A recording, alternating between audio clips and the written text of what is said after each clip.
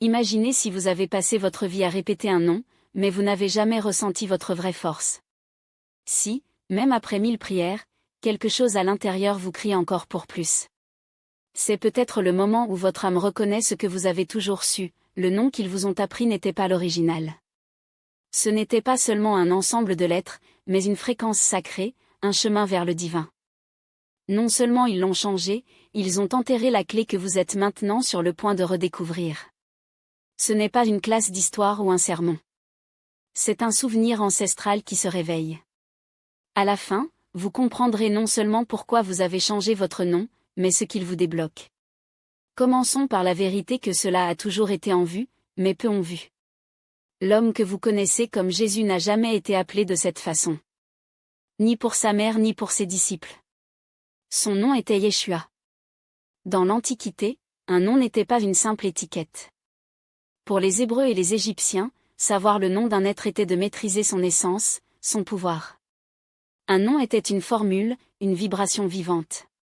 Yeshua, qui signifie « salut », n'était pas seulement un identifiant, c'était une déclaration d'énergie, une vérité prononcée par l'âme. Un tel nom vivant qui ne pouvait pas être possédé, juste essayé. Il n'a pas indiqué qu'un homme soit adoré, mais pour qu'un état soit exécuté. Et quand un nom éveille l'âme et lui rappelle son propre pouvoir, les institutions tremblent. C'est la clé.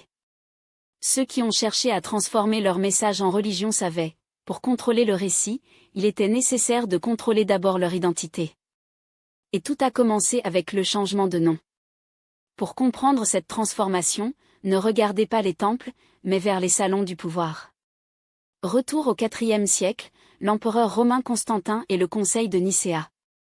L'empire s'est fragmenté, et il avait besoin d'une force unificatrice, d'une croyance unique pour soumettre les peuples. Le mouvement mystique et décentralisé des disciples de Yeshua était trop sauvage pour dominer. Nécessaire pour être domestiqué.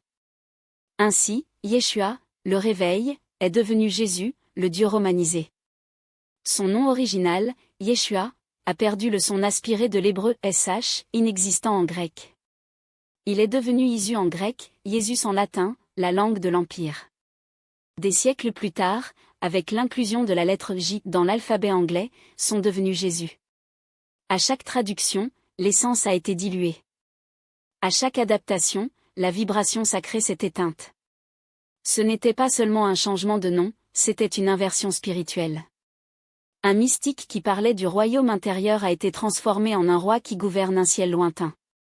Un guide qui a montré le chemin de l'épanouissement est devenu un Dieu inaccessible, séparé de vous. Converti un éveil interne en obéissance externe. Du Christ en vous à un Christ intronisé, éternellement hors de sa portée. Maintenant, plongez plus profondément dans le code. Yeshua est une clé principale composée de 4 lettres hébraïques sacrées. Yud est l'étincelle divine, la graine du potentiel, le doigt de Dieu. Shin est la flamme éternelle, le feu de l'esprit qui se transforme et purifie. Vav est le clou, la connexion qui unit le ciel à la terre, le divin à l'humain. Ayin est l'œil, pas le physique, mais celui de l'âme, la perception au-delà de la vision. Ensemble, ils ne forment pas seulement un nom, mais un processus, l'étincelle divine, à travers le feu de l'esprit, vous relie à la vision intérieure. Yeshua était l'un des rares noms qui contenait un écho caché du nom sans nom de Dieu, les 4 lettres YHVH. Il était considéré comme une manifestation vivante du logo, la parole divine qui crée des mondes. Prononcez-le maintenant, lentement. Le sentir. Ce picotement, cet approfondissement de la respiration, n'est pas seulement la prononciation. C'est un souvenir. C'est l'activation. Si les gens le découvraient, ils se rendraient compte qu'ils n'avaient pas besoin d'un prêtre. C'était suffisant pour le non-vivant, le souffle du salut déjà à l'intérieur. Et lorsque le non-vivant commence à éveiller les gens, le système panique. Par conséquent, dans le chapitre suivant, vous verrez comment vous avez enterré vos autres enseignements, ceux qui ont révélé que le royaume n'était jamais là-bas, mais caché en vous. Si quelque chose à l'intérieur, vous avez déménagé pour entendre votre vrai nom, si une mémoire oubliée a apporté votre âme, faites de ce moment un engagement. Pas pour les likes, mais pour apporter cette révélation au-delà des voiles. Ne vous abonnez pas à un engagement de canal à l'éveil qui vous pulse déjà. Commentaire, Yeshua se réveille en moi. Une déclaration publique dont vous vous souvenez et est prête. Nous avons un espace sacré sur Facebook pour ceux qui marchent sur ce chemin, le souvenir, de codification, du Christ excité. S'il est prêt à se connecter avec ceux qui vibrent à la même fréquence, le lien est dans la description. Posons maintenant la question la plus dangereuse, pourquoi tant d'efforts pour effacer cette vérité? Parce que le nom était intrinsèquement lié à l'esseignement et que l'esseignement était une pure émancipation spirituelle. L'Église primitive a construit un système basé à pistis, la foi, la croyance en des doctrines et des sauveurs externes. Mais Yeshua a enseigné la voie de la gnose, une connaissance intérieure directe, intime. Pistis dit, croyez ce que nous vous disons et sera sauvé un jour. Gnosi répond, connaissez-vous et vous saurez qu'il est déjà sauvé. Ils avaient besoin de vous pour croire que le salut était une transaction, un événement qui vous a produit il y a 2000 ans. Yeshua a enseigné que c'était une transformation, une alchimie intérieure qui se produit en vous. Si le royaume est à l'intérieur, il n'a pas besoin de Rome. Vous n'avez pas besoin d'un pape. Il n'a même pas besoin d'un sauveur. Vous devenez celui que vous avez toujours attendu. Ils ont donc enterré les évangiles, brûlé les gnostiques et caché la clé devant vous, disant que c'était n'importe où, sauf à l'intérieur de vous. Mais leurs enseignements n'ont pas été perdus, ils ont été conservés. En 1945, ces textes ont été trouvés dans le désert égyptien. Parmi eux, l'évangile de Thomas. Entrons cet espace sacré. Ce sont les mots qui ont essayé d'effacer. Au lieu de dire « Adorez-moi », a-t-il dit, « Divisez le bois et me trouvera. Élevez la pierre et voyez-moi. » Le divin n'est pas dans un bâtiment spécial, c'est du tissu dans notre propre matière, espérant être révélé. Vos disciples ont demandé, « Quand le royaume viendra-t-il » Il a répondu, « Il ne viendra pas en attendant, et il ne sera pas dit « Voici où il y en a ». Le royaume du Père est déjà réparti sur la terre, mais les gens ne le voient pas. Ce n'était pas un Dieu inaccessible. C'était le modèle du Christ intérieur, un miroir de son propre potentiel divin. Nous avons atteint le portail final, l'enseignement que le corps physique est le laboratoire de la résurrection spirituelle. Yeshua a enseigné à son cercle intime que le royaume était un mécanisme, une graine divine. Les écoles du mystère grec l'appelaient Christo, le sacré. Ce n'était pas une huile symbolique. C'était la science sacrée des mystères. Les initiés savaient, il y a un liquide divin, une essence lumineuse, sécrétée dans le cerveau, plus précisément à Clostrum, ce portail caché parmi les hémisphères. Ce nectar descend à travers la colonne vertébrale comme une rivière de potentiel non rémunéré. Mais voici le secret que les temples se sont cachés, si vous maîtrisez vos passions, si vous préservez votre force de vie au lieu de la dissiper, cette huile ne sera pas perdue dans l'ombre de l'ignorance. Il monte. Monte, vertèbre, par les 33 étapes de la colonne vertébrale, un nombre qui n'est pas décontracté, mais un code de sa propre ascension. Chaque vertèbre, un portail. Chaque respiration, un pas dans l'alchimie intérieure. À son retour, ce liquide sacré est purifié par le feu du cœur, ce centre que les anciens appelaient le plexus solaire de l'âme. Et puis, ici se trouve le miracle, il oint le thalamus optique et la glande pinéale, le troisième œil endormi au centre du front. C'est l'éclairage littéral de l'être. Pas une métaphore poétique, mais une transformation neurochimique de la conscience. C'est le vrai deuxième avènement, pas un homme dans les nuages, mais le Christ l'esprit de son propre esprit. Loin n'est pas celui qui reçoit de l'huile sur le devant d'un prêtre, c'est lui qui fait briller son propre corps avec la lumière de son Père.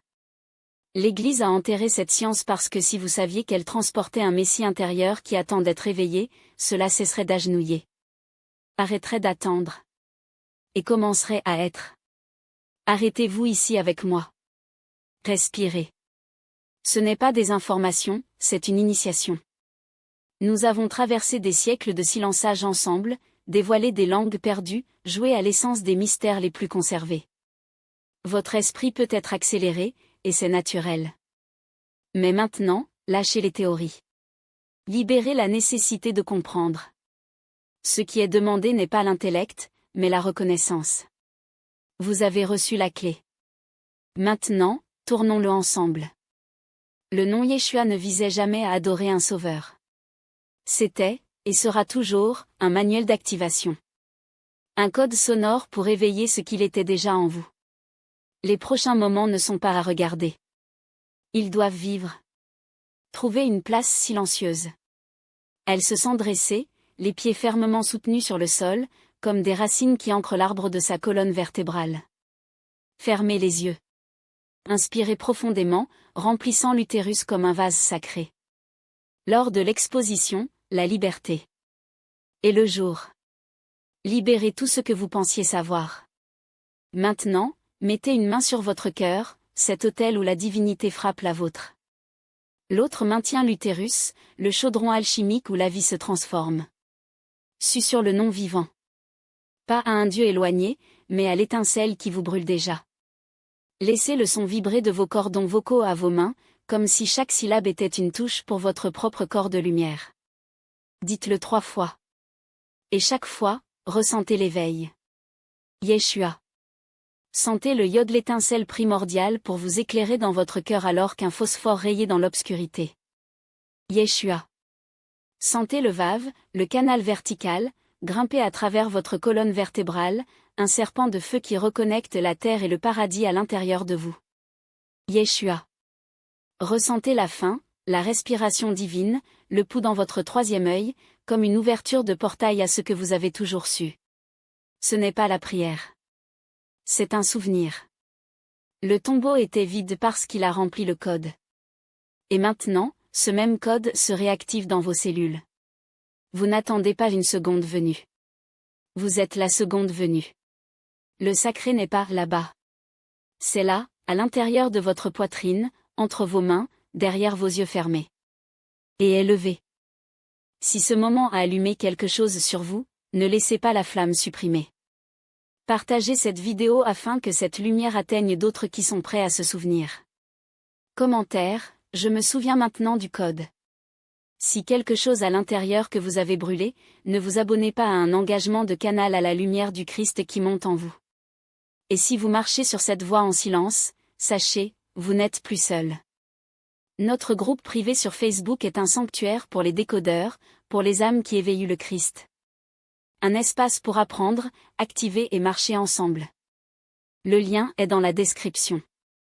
Maintenant, levez-vous. Dites votre nom comme décret pour devenir. Yeshua. Il est consommé.